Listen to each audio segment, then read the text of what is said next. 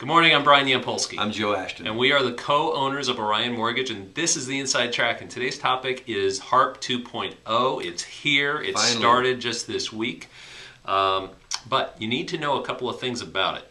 First of all, Harp was created to help people refinance without regard to how underwater they might be. That was the big item about Harp 2.0. The little detail about it is not all lenders are participating. In fact, we're seeing lenders that are doing loans up to 105%, some up to 125%, and then there are some that are going up to 150 and beyond without limitation. I think that's the beauty of being a broker. We've got lenders that we work with, and some are limited to 105, some are 125, and some are unlimited, but there are overlays. I mean, in some cases you need to have a very high FICO score in order to go unlimited. We've got other ones that don't have that restriction.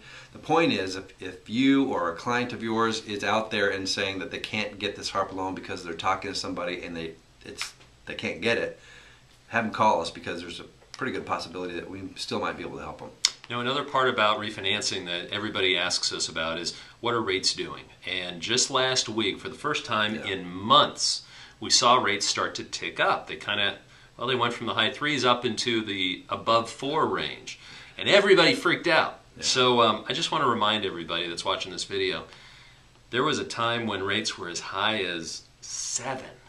That's right, 7, holy crap. Well, I remember telling people, it's probably not going to go much lower, and then it went down in the 6s. And then I told people it's probably not going to go much lower, and it went into the 5s.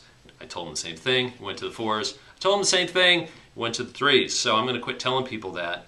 What would you tell people about rates right now? Probably because the demand is changing and the economy is getting a little bit better, that those are the things that you would normally make that would be a real reason why rates would actually go up. I mean, as the economy recovers, rates will go up.